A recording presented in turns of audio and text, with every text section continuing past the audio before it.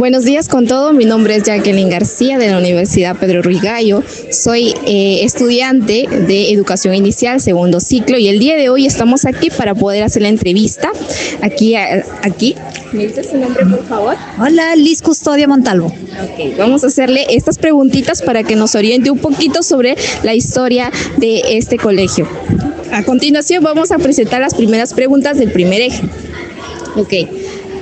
¿Cómo era una clase típica durante los años que usted enseñó? Era un poco más monótona, más cuadriculada, por así decirlo, porque teníamos otro concepto de la educación antes, ¿no? Teníamos, o sea, para nosotros era de que el niño tenía que estar sentado, tal vez, ¿no? Y escuchar y ser un receptor de toda la información que el maestro tenía. En cambio ahora, pues eso ya cambió. Ahora el niño es partícipe, ¿no? De crear sus propios pensamientos y sus propios conceptos de algo que quiera aprender. Entonces, hemos cambiado bastante en eso. El niño tiene que jugar, ya no tiene que estar sentado. Entonces, por eso es que la educación también ha permitido que el niño se explaye, explore y él mismo logre sus conceptos. ¿Considera usted que la educación tradicional ha ido cambiando con el paso de tiempo y han ido evolucionando, ¿no? Aquí en esta institución educativa. De hecho que sí, porque antes los niños no tenían la libertad de querer aprender, ¿no? O sea, tenían que reseccionar y decir, esto es lo que tienes que aprender y de esta forma sobre todo, ¿no? Entonces, ahora no, ahora le damos la libertad de que el niño pueda aprender lo que él desee y de la forma como él quiera, obviamente respetando, ¿no? Respetando pasos que el maestro obviamente tiene que siempre orientar, entonces, pero sí, pues, no con la espontaneidad del mismo de querer saber y descubrir, ¿no? Su entorno. ¿Considera usted que se respeta, ¿no?, la opinión del niño en cuanto desee o de repente quiera, aporte con alguna idea? ¿También respetan en ese sentido de repente el deseo, la opinión del niño? ¿Es tomado en cuenta? Es que de ahí partimos. Obviamente que sí, sí o sí se tiene que respetar, porque si no tendríamos niños sumisos. Entonces lo que nosotros queremos lograr es que el niño sea un niño libre, no sin miedo a la expresión, sin miedo a que los demás escuchen, ¿no? Lo que él quiere expresar. Entonces, si no partimos de acá, que se supone que nosotros estamos en formación con ellos, ¿cuándo lo van a lograr? No lo van a lograr cuando lleguen a secundaria, no lo van a lograr cuando lleguen a la universidad, o sea, imagínense. No. Entonces, desde las etapas son más pequeñas, eso nosotros tenemos que fomentar esa libertad para ellos. Muy bien. Y la segunda pregunta, ¿cuál era la principal metodología de enseñanza que se aplicaba en ese entonces? La tradicional, la que el profesor venía, dictaba la clase y el niño solo recepcionaba. Nada más, esa era la tradicional. Eso entonces me dice, ya, muy bien. La tercera pregunta, ¿qué tipo de reglas o normas disciplinarias se usaba en el aula? Bueno, antes era de que te sacaban del salón, ¿no? O te mandaban aislado de tu grupo de compañeros, ¿no? O te dejaban sin recreo tal vez también. No, que era lo clásico, bueno, que también lo he experimentado yo cuando soy alumna, nunca me han castigado, eso sí, pero obviamente he visto a mis demás compañeros que era lo clásico que decía la maestra, pues, ¿no? Nunca he visto agresiones físicas porque también sé y se comenta, aparte que de la historia ha sido esa de que de repente no un jalón de orejas, ¿no? Una gritada fuerte, entonces, pero esas creo que son las más comunes, pues, ¿no? Okay, hoy en día sí, eso ya no se tiene ni se ve porque ahorita ya es un tema muy antiguito ya. Sí, no, definitivamente ahora ya pues sería pues aquel docente que se quedó viviendo en un siglo antes del que estamos ahora, ¿no? Ya no se puede, es imposible poder, porque los chicos también ya saben sus derechos, porque inculcamos a los chicos que tienen que aprender, tenemos una constitución del niño en la cual siempre estamos revisándolo con ellos para que sepan cuáles son sus derechos, ¿no? Porque antes no. Antes abusaban, ¿no?, de nosotros, entonces ahora obviamente ya no, pero ellos también tienen que aprender a cumplir sus deberes también. O sea, no es que solamente van a hacer lo que ellos quieren, sino que también tienen que cumplir pautas. Okay. Ya. ¿Y cómo se manejaban los problemas de disciplina y comportamiento? ¿Cómo se manejaban? Primero es que lo que pasa es que antes la autoridad era el maestro, ¿no? Y eso que ahora ha bajado, porque ahora la autoridad prácticamente en las aulas son los niños, pero eso se lo ha permitido los padres de familia. Entonces, antes el papá llegaba y te recomendaba al profesor, ¿no? Y te decía, profesor, si se porta mal, usted ya sabe, dele nomás, dele, ¿no? Entonces, si nosotros los alumnos todo tímido, todo temeroso, ¿no? Y el profesor tenía mucha autoridad para eso. Algunos que sí se les ha ido la mano, obviamente, ¿no? De repente, como te digo, con el jalón de orejas, o de repente del cabello, de la patilla, el clásico, o de repente el reglazo en la mano, pero no era la forma correcta, obviamente. pero sí era la que se daban, pero sí es la que se dan en ese momento, pues, ¿no? Y otra pregunta, ¿de qué forma se evaluaba el aprendizaje de los estudiantes? Uy, es que la evaluación era, o sea, ¿sabes o no sabes? No había un proceso como el que tenemos ahora, ¿no? O sea, antes una evaluación era para hacer un problema, por ejemplo, ¿no? Tenías que te dar el resultado. O sea, si el resultado era 15 manzanas y si el profesor no veía ese resultado de 15 manzanas, obviamente estás mal. Y obviamente era 0 de frente, no había nada de puntaje. Pero ahora que evaluamos el proceso también, que si de repente multiplicó, hizo, pero de repente, no sé, a ver, el problema tenga multiplicación y suma, por ejemplo, y solamente llegó a la multiplicación, pero no hizo la suma, pero aunque sea estamos evaluando el intento de, el proceso que llegó hasta ese momento, ¿no? Lo que pudo lograr. Y obviamente seguir reforzando lo que falta. Antes no, pues, o sea, eras el 0 y el 0, o sea, ¿sabías o no sabías? Como decían antes, ¿no? En cambio ahora ya, ¿no? Ahora evaluamos el proceso también. Pero en ese momento, me dice la educación antigüita, la tradicional, no se le tomaba muy en cuenta al niño, ¿verdad? Como dice, sus derechos. No, es que o sea, era su evaluación, o sea, él tenía que rendirla sí o sí, entonces, y decíamos que un niño era inteligente porque se sacaba 20. ¿No? Y aquel niño que de repente tenía habilidades para otro tipo de inteligencias, por eso es que hablamos de las inteligencias múltiples, que yo estoy a favor de que todos los colegios deben de desarrollar eso y tomar en cuenta que todos los niños no aprenden de la misma forma y no todos los niños tienen la capacidad, ¿no? Y las competencias para desarrollar lo que nosotros queremos.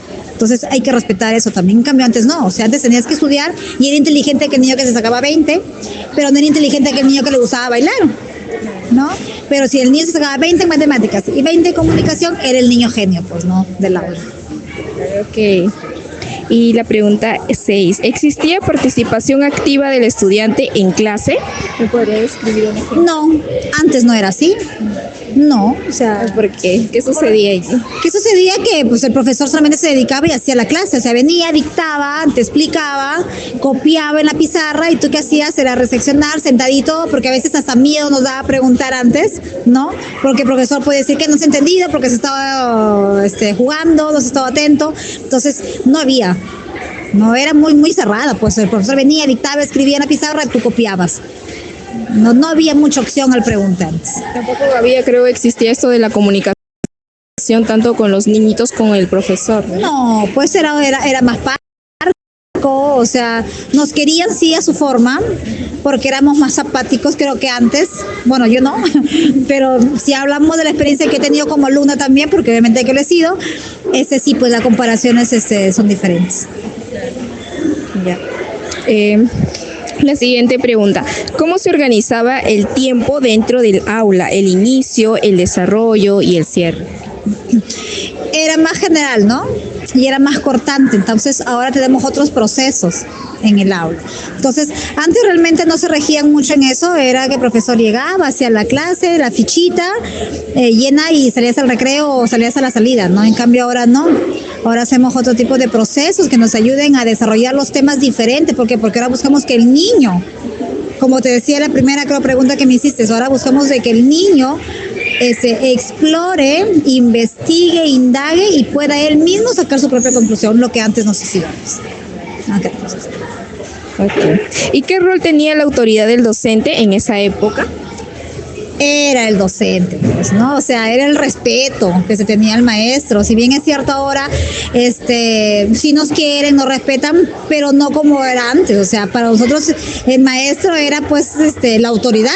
O sea, tú no te atrevías antes a faltar el respeto a un maestro, a contestarle, a decirle, oye, ¿sabes qué? No me parece, no me tratas así. O sea, nunca, no se veía eso.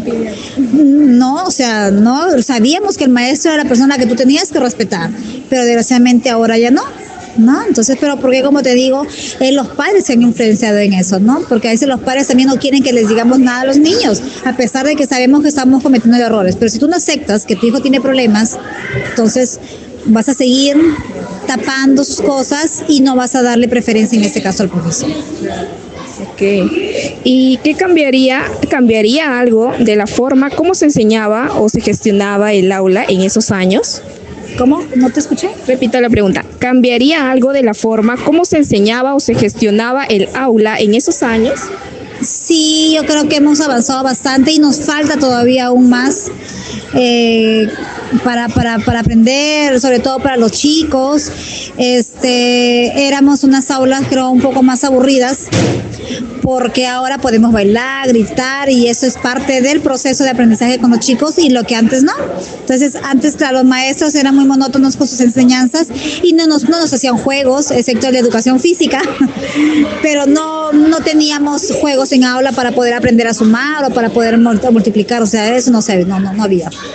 O sea, más recursos educativos, ahorita sí lo hay. Ahora hay más recursos educativos, ¿no? La tecnología que nos ha ayudado bastante también, siempre y cuando la sepamos usar.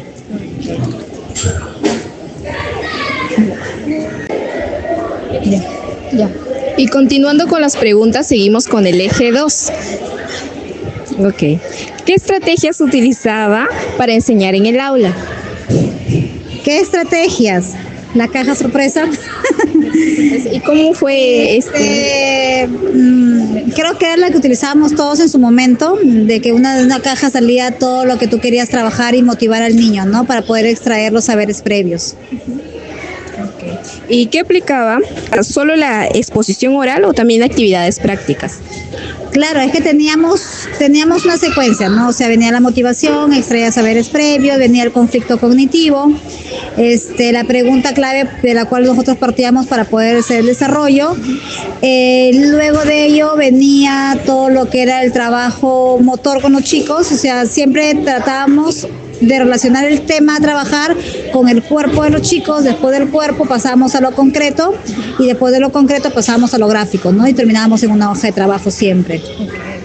Y usaba justamente eso, ¿no? Usaba dinámicas grupales, juegos, experimentos, dramatizaciones. Claro, sí sabía, ¿no?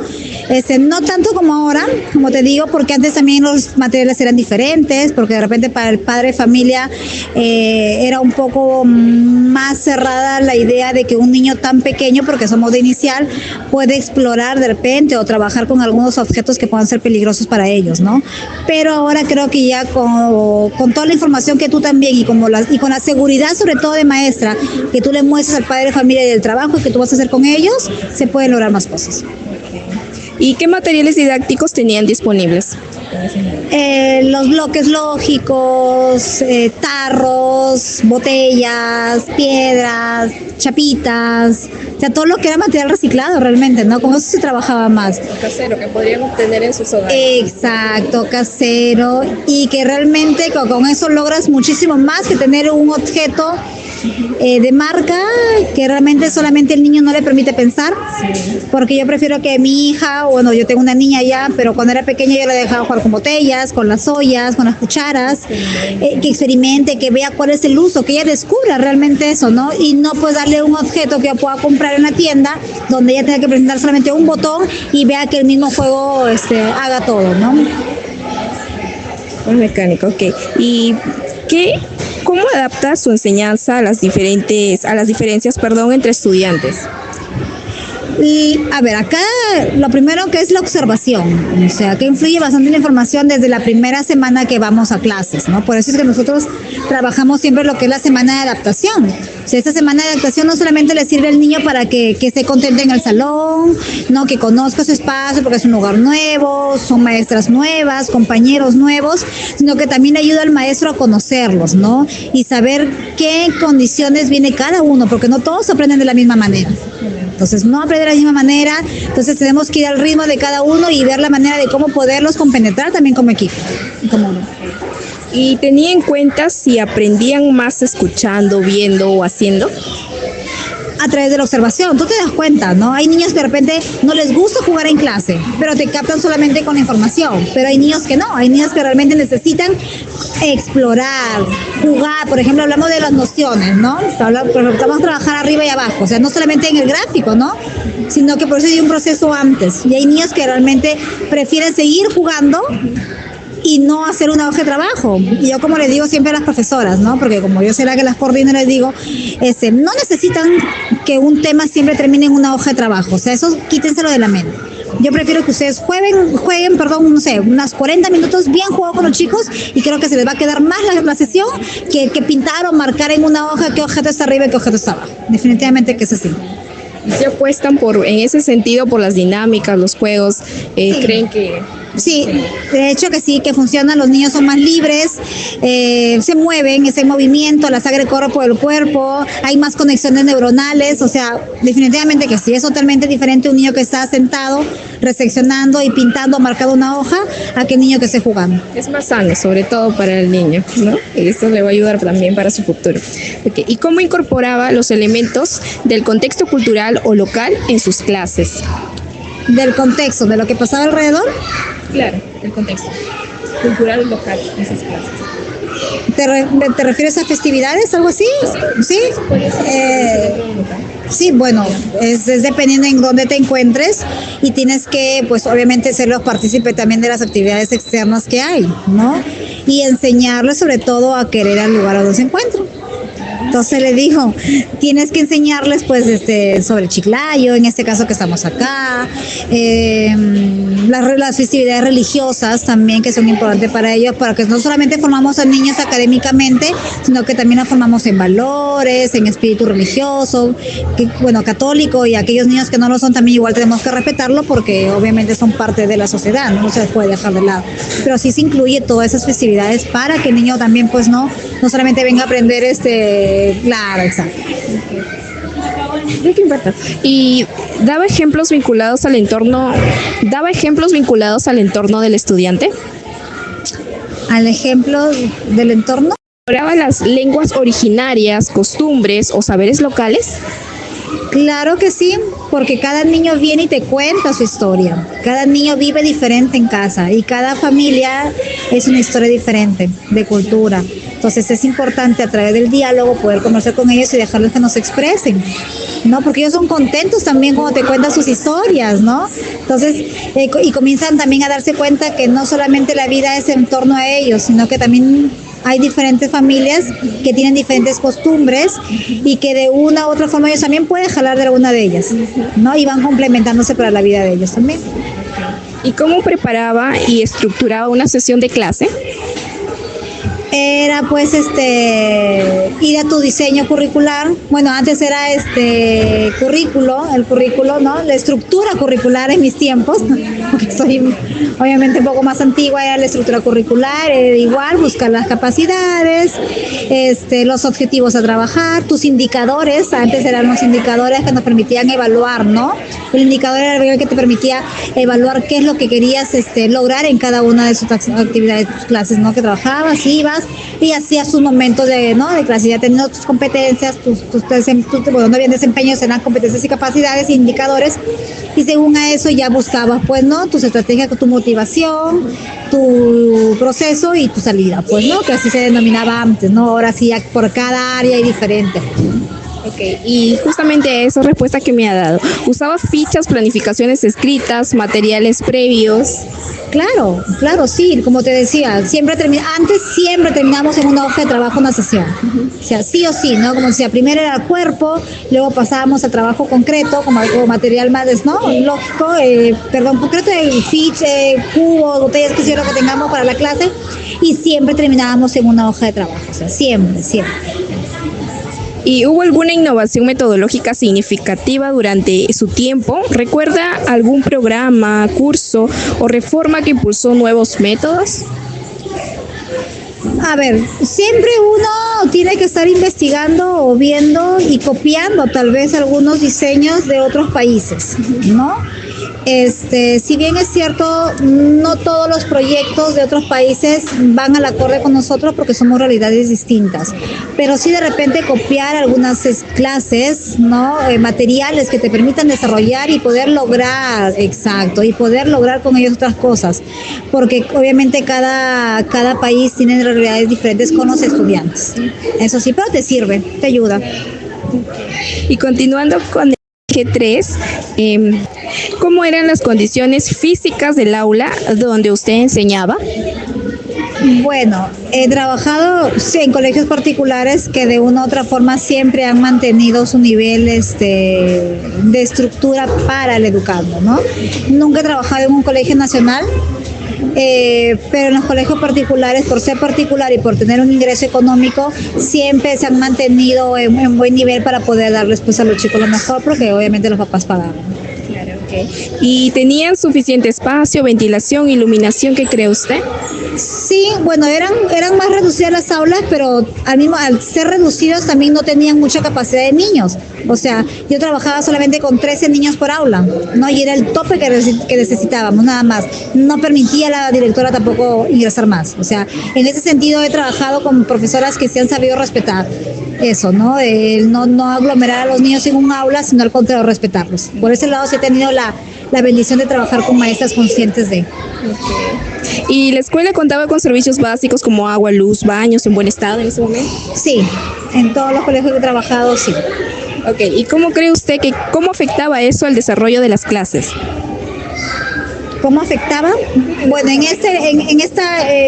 mi experiencia era un lado positivo porque obviamente los niños pues estaban cómodos, podían trabajar en unas mesas que les permitía de poder colorear bien, no estar doblando el brazo tal vez, o no estar chocándonos, de repente poder caminar por el aula sin toparse con sus demás compañeros, ir al baño correctamente, hacer uso y lavarse las manos, que nos ayudara a la limpieza. O sea, he tenido, como te vuelvo a repetir, la bendición de poder trabajar en colegios que sí hayan podido satisfacer esas necesidades a los alumnos. Claro, les facilita muchas cosas a ustedes y también a los niños. ¿Había espacios para actividades recreativas, laboratorio, bibliotecas u otros ambientes que recuerden? Sí, el patio que era un jardín, en ese jardín tenían columpios, resbaladeras, donde los chicos eran felices, teníamos ese patio, teníamos otro patio de todo lo que era el trabajo de psicomotricidad para ellos. Y sí, bueno, un laboratorio específico no, pero dentro del salón de clase el salón de clase podía ser una cocina, podía ser un dormitorio, el salón de clase podía convertirse en un laboratorio, o sea, dependiendo de las actividades que íbamos a trabajar con ellos. Lo transformábamos, claro que sí, lo transformábamos. Okay. ¿Y la infraestructura era adecuada para todos los estudiantes, niños con discapacidades, por ejemplo?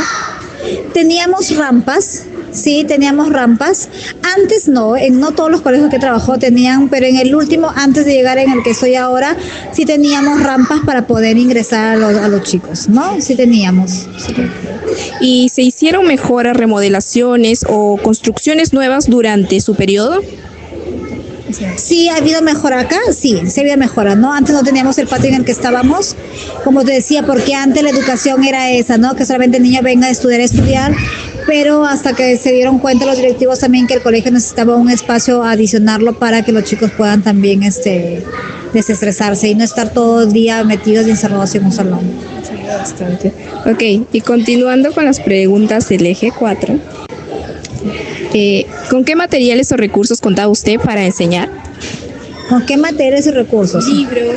¿Tenía libros, de repente textos, guías, materiales concretos? Sí, tenía un libro que hasta ahora lo tengo y era, creo que con el que aprendí mucho, porque hablaban mucho del desarrollo cognitivo y motor del niño desde que tenía un día de nacido hasta los 5 años, y me ayudó bastante para trabajar y poder conocer todos los procesos y secuencias que uno como maestro debe trabajar con los niños, ¿no? Porque no es que le vas a enseñar primero a sumar y luego a escribir o nociones, o sea, entonces a través de este libro, que para mí es una reliquia y lo tengo todavía, que fue que me lo regaló una directora que trabajaba en un colegio antes, y que con eso aprendí, y que hasta el día de hoy lo tengo grabado y yo trabajo de esa misma forma y les enseño a las nuevas maestras que tengo, ¿no? Les digo, de esta forma tenemos que trabajar, y sobre todo para que los niños puedan aprender y de una forma correcta. Ok. ¿Y qué tipo de equipamientos había en el aula que recuerde aquí? Pizarras, mesas, proyectores, etcétera. ¿Quién proveía esos materiales? ¿El Estado, los padres o usted mismo? Bueno, en este caso el colegio, porque es un colegio, como te digo, privado. Obviamente que salen todos los gastos, salen de las pensiones de los papás, claro está. Y sí, pues no, antes de repente no había una sección para poner los libros. No tenemos ahora los coolers que tenemos para que los chicos puedan guardar sus cosas. Entonces, pero conforme el tiempo va pasando, necesitas tú también ir adquiriendo nuevas cosas. Y definitivamente que sí, que las olas han cambiado bastante, ¿no? Han modernizado sobre todo. Creo que esa es la palabra, se han modernizado. Ya, ok. ¿Y qué usaban? Tecnologías de repente, radios, televisores, grabadoras, computadoras. ¿Qué tipo de actividades o áreas? Bueno, si hablamos de hace 10 años atrás, solamente era radio. solamente la radio, no había otra forma de poder nosotros trabajar, por eso la maestra antes todo era manual, o sea, todo era muy creativo por parte de nosotras, porque era que el niño llegue al salón y vea una situación, pues imagínate que lo motive a, entonces éramos muy creativas, porque el salón, como te decía, una pregunta anterior, tenía que transformarse en lo que tú querías, ¿no? Si ya vas a ser chef, pues imagínate, tenías que llevar y decorar todo y transformar ese salón. Entonces, ahora ya tenemos las laptops, ahora tenemos los televisores, tenemos los proyectores que también acá, de repente un día de cuento, no sé, a una historieta, se la quieres contar a través de porque también necesitan ellos, no solamente lo concreto, también necesitan algo visual, porque la tecnología obviamente ya nos está, pero llevando bastante de la mano, sí, así es. Y necesitan los chicos aprender, obviamente que sí. Ok. ¿Y cómo se aprovechan los materiales disponibles para el aprendizaje? ¿Cómo se aprovechan? Es que necesitamos saber, o sea, yo siempre le digo, tienes tú que buscar un video que el niño lo necesite para aprender y que sean adecuados. No, o sea, no es un video porque ya no tengo nada que hacer y le voy a poner el video, sino que ese video tiene que tener un objetivo en tu clase. Si vas a trabajar, no sé, las partes del cuerpo y le quieres enseñar desminuzadamente cada una de ellas, utilizas, ¿no? Los videos o una PPT, por ejemplo, que le enseñes. Ahora son interactivas las PPT, entonces a través del juego y a través de la visión y de la tecnología tú logras nuevos aprendizajes también. Se comprende. ¿Recuerda algún cambio importante en el equipamiento educativo durante esos años? Sí, definitivamente que sí. Como te decía, antes nos pasábamos de la radio y era una radio que pasaba de aula en aula, porque era solamente había una radio por colegio y el que lo quería, lo pedía, tenía que versar y tenías que pelearte para que la otra maestra no te gane en poder separarlo, hasta que poco a poco ya pues no, ya cada aula tiene su radio, cada aula tiene su proyector, y obviamente que se ha cambiado, definitivamente que se ha cambiado. Continuando con las preguntas del eje 5, ¿dónde y cómo recibió usted su formación como docente? Yo soy egresada de la Universidad Nacional Pedro Ruiz Gallo. ¿Y cuántos años duró? 5 años. 5 años. ¿En qué tiempo se acordará? Yo soy promoción 2017 salido. Yo ingresé, 2007, perdón. Yo ingresé en el 2002. Yo terminé el colegio en el 2001, en el 2002 ingresé, súmale 5, 2007. ¿Y recibió alguna capacitación complementaria luego de egresar? Claro que sí, uno siempre, como te digo, siempre tiene que estar informada, tienes que entrar a los cursos de Minedu que hay, de repente por ahí conferencias, congresos, después tuve la oportunidad de estudiar una maestría también, porque es parte de la educación, o sea, no solamente educamos, sino también tenemos que educarnos nosotros. Saberes proporcionar más, ok. ¿Y tenía vínculos con la comunidad educativa, padres, autoridades locales? Sí, siempre tenemos que ver la manera de cómo ser parte de ellos también, porque de una u otra forma tú tienes que conocer el contexto de donde te encuentras para poder apoyar, y no solamente el contexto, sino al niño, porque forma parte de ese contexto. ¿Y cómo describió su estilo de enseñanza y su relación con los estudiantes? Siempre he tenido buenas experiencias. Dentro de toda mi época que trabajaba hasta el día de hoy, gracias a Dios nunca me he ido mal. Soy una profesora muy querendona, muy alegre, muy dinámica en el aula, y a veces creo que me paso de loca, pero me gusta que el niño se divierta.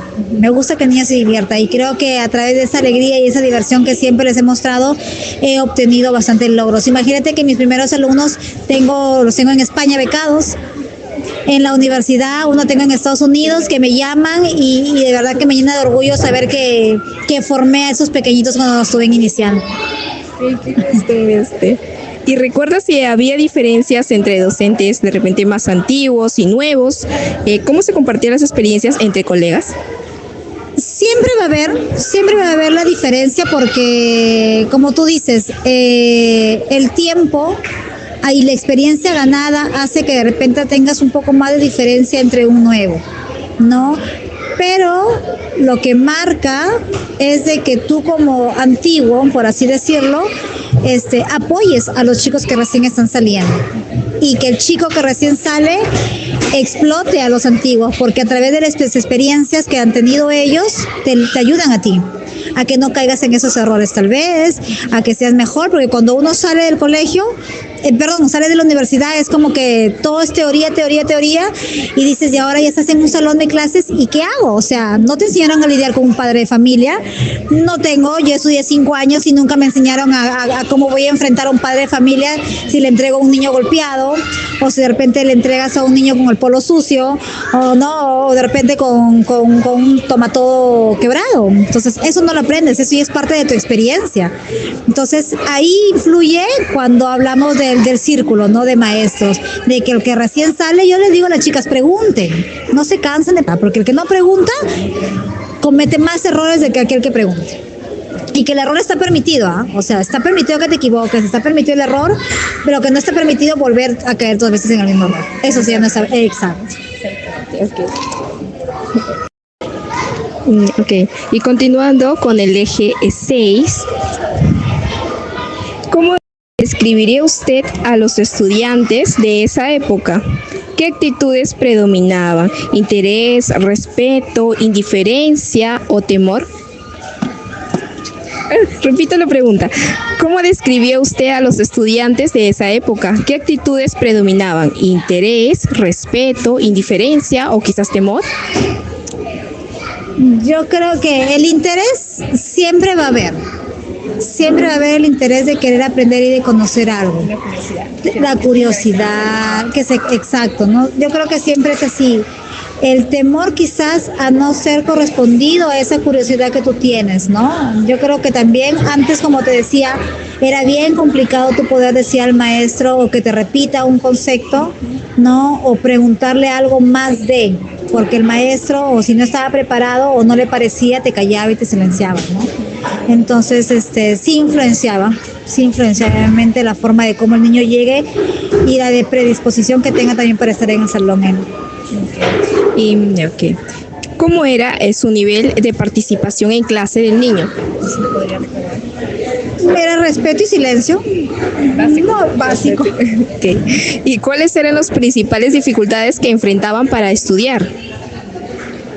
Las principales dificultades, no sé, de repente encontrarte con un maestro que no te aceptara como eras. Aquellos niños que son inquietos, porque de toda la vida, no es de ahorita que hablamos de los niños que son inquietos en aula, y entonces si nos enfocamos en ellos, qué complicado era tener a un maestro muy estricto y que no te sepa comprender, ¿no? Que no te sepa comprender que tienes que pararte, que necesitas caminar 3, 5 pasos y volver a sentarte. Entonces, me imagino cuánto habrán sufrido esos niños también. De hecho que sí. El apoyo, claro, muy bien. ¿Había diferencias entre estudiantes del campo y de la ciudad que ustedes hayan tenido aquí? Bueno, no hemos tenido de campo a ciudad, no, pero de ciudad a ciudad sí.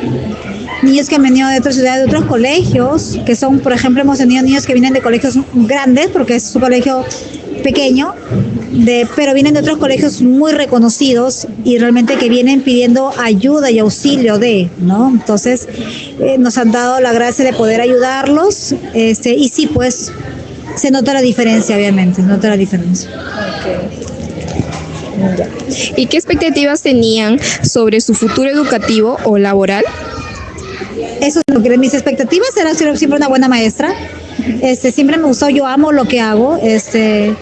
Las críticas siempre van a estar, soy consciente de eso, pero mientras que tú hagas las cosas bien, el resto realmente para mí está de más, ¿no? Antes siempre tiene la crítica de decir, ay, maestro, o sea, y te lo dicen con unas ganas, profesora eres, o profesora, para profesora quieres estudiar. Entonces, no importa lo que quieras estudiar, lo importante es que seas buena haciéndolo. Es lo que yo siempre digo, ¿no? O sea, ¿qué no importa, maestro? O sea, yo quiero lograr de que el niño aprenda, o sea, ese es mi objetivo. No me quemo 5 años las pestañas estudiando y queriendo ser mejor cada día para que al final llegues a una aula y no logres que un niño sea feliz y que aprenda. Okay. ¿Había estudiantes destacados? ¿Qué los caracterizaba, que recuerden esa época? Siempre han habido, siempre habrá niños que resalten, que resalten de otros, son niños más espontáneos, son más libres, con más ganas de aprender tal vez. Pero como yo siempre digo, y todo eso influye por la formación en casa. Claro, eso viene desde casa, ¿no? Eso viene desde casa. Ok. Y continuando con las preguntas del eje 7, ¿y qué asignaturas eran las más importantes durante el periodo que enseñó? ¿Qué priorizaban ciertas áreas como religión, educación educativa, trabajo, etcétera? No, es que toda la vida lo primordial ha sido matemática y comunicación, o sea, no había otra. O sea, como yo te decía, para que un niño decir que era inteligente era que tenía que saber matemáticas y tenía que saber comunicación. No habían otras áreas más. No había otras áreas más. Okay, eso era lo que ustedes más reforzaban, destacaban aquí. Claro, porque, o sea, y no viene desde ahorita, o sea, viene de años, ¿no? Por eso te decía, ahora en la actualidad ya no, porque ya ampliamos todo el concepto y la visión educativa, ¿no? Yo te decía de las inteligencias múltiples, ¿no? Entonces, antes nos regíamos eso, si bien es cierto, llevábamos todos los cursos, pero siempre más se enfocaban en trabajar lo que era la matemática y la comunicación. Okay. ¿Y recuerdas si hubo algún cambio en el plan de estudios durante esos años? ¿Qué impacto tuvo en la enseñanza y en los estudiantes? Un plan de estudio, un cambio, sí, como te digo, porque hemos ingresado nuevos conceptos. Antes no trabajamos la psicomotricidad tal cual lo trabajamos ahora. No había un área específica, o sea, ¿no? Ahora ya es parte de un curso la psicomotricidad, ¿no? Antes no. Antes, claro, no, o sea, no era, o sea, la psicomotricidad formaba parte o era un recurso para trabajar una hoja de trabajo. En cambio ahora no, ahora nos preocupamos de que el niño esté con su coordinación motora fina y gruesa a la par de su concepto. Okay. ¿Y qué valores buscaba transmitir a través de la enseñanza? Responsabilidad. Sí, o sea, si hablamos de educación, o sea, para los chicos es todo, ¿no? Es responsabilidad, es el respeto a los maestros, el respeto a ellos mismos, a cumplir con las tareas que se les da, el orden que deben de tener en el aula, el cumplir las normas, porque es importante que el niño aprenda a cumplir normas. Por supuesto que sí. Se establecían enfoques educativos específicos, religioso, productivo, intercultural, etcétera.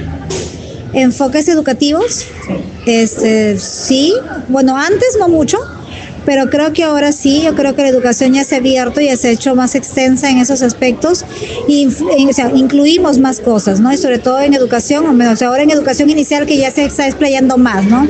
Y estamos viendo la vida diferente en lo que es la educación inicial también. Sí, yo creo que sí. Ok, ¿y cómo se distribuye el tiempo semanal entre las distintas materias en ese momento? ¿Cómo se distribuían las asignaturas? ¿Tenían un horario? ¿Cómo se distribuye el tiempo semanal entre las distintas materias? Es que lo que pasa es que en educación inicial no es que tengas que tener un horario, o sea, no te podría decir teníamos 3 horas de matemáticas a la semana, 4 horas de comunicación, no, porque si tú te das cuenta te das cuenta que en educación inicial todas las áreas se complementan.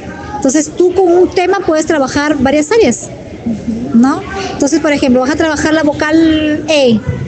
Entonces le dices, cuéntame cuántas vocales hay en esa frase. Entonces estás trabajando matemáticas, comunicación. Entonces, por eso te mentiría si te digo, ¿sabes qué? 5 horas a la semana de matemáticas o 3 no, es imposible. En inicial no se puede. No se puede contabilizar así como en primaria, no. Claro, ok, entiendo. Y, ¿se brindaba atención a temas como ciudadanía, derechos y diversidad o género?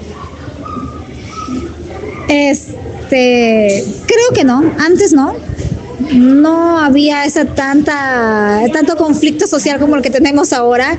Ahora hablar de género realmente es un tema bien delicado y bien complicado, diría yo. Bueno, no lo lo he trabajado hasta el día de hoy, no. Yo me mantengo entre que es niño y niño y es niña y niña, o sea, no hay otra opción para mí.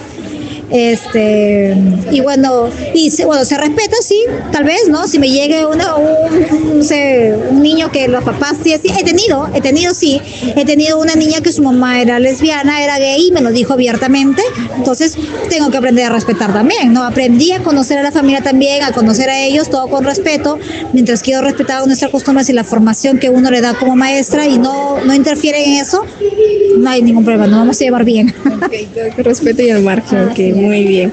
Y continuando con las preguntas del eje 8, ¿recuerda alguna reforma educativa importante durante esos años? ¿Cómo afectó su práctica como docente? Una reforma educativa drástica, sí, no la he vivido. No la he vivido, que he ido progresando, sí, pero así una que diga, ay, mira, que nos costó esto, creo que no le he pasado. Ok. ¿Se implementaron programas especiales aquí? ¿Programas especiales en qué sentido? La siguiente. ¿Existía autonomía de la escuela para adaptarse a su contexto o todo venía dirigido desde el ministerio? Te riges del ministerio porque dan las pautas generales, pero uno como institución también tiene sus pautas de trabajo. Porque como te decía, no sé, tú tienes que conocer tu contexto acá, o sea, tu realidad. O sea, el ministerio te puede decir miles de cosas, que lo trabajas de esta forma de educación, que el niño tiene que aprender, pero si tú llegas a una realidad y tú no puedes copiar lo que el ministerio te está haciendo, tienes que adecuar tu educación a lo que tú tienes. O sea, y ese es el respeto que tienes que hacer. Por eso hablamos de un estudio, por eso hablamos, ¿no?, de las evaluaciones diagnósticas, de ver cómo están ingresando los niños. Entonces, si me voy a regir a todo lo que el ministerio me dice, no, si son pautas generales que uno las tiene que seguir, pero tenemos que respetar a nuestro estudiante y saber de qué manera vamos a apoyar y trabajar con él, no solamente copiando modelos. Okay. ¿Y recibió capacitaciones o orientaciones en relación a las nuevas políticas educativas? Directamente no, pero como te digo, la investigación que uno tiene que estar siempre informada, pero después que el ministerio ya tocó la puerta aquí del colegio y dicho, ¿saben qué? Pues maestro, mira, necesito o tenemos esto para ustedes, no. Pero ya es dependiendo de cada profesor que tanto quiera informarse, ¿no?, de las nuevas realidades y de los nuevos conceptos que está trabajando el ministerio.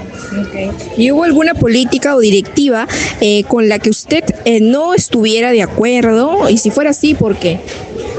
No, realmente que no, como te digo, respetamos mucho, cumplimos con todo lo que el ministerio nos pide, lo que son las programaciones, los proyectos que tenemos, que nos ayudan, sí, algunos proyectos que realmente no los trabajamos por el contexto en el que tenemos, pero después siempre seguimos las pautas generales, ¿no?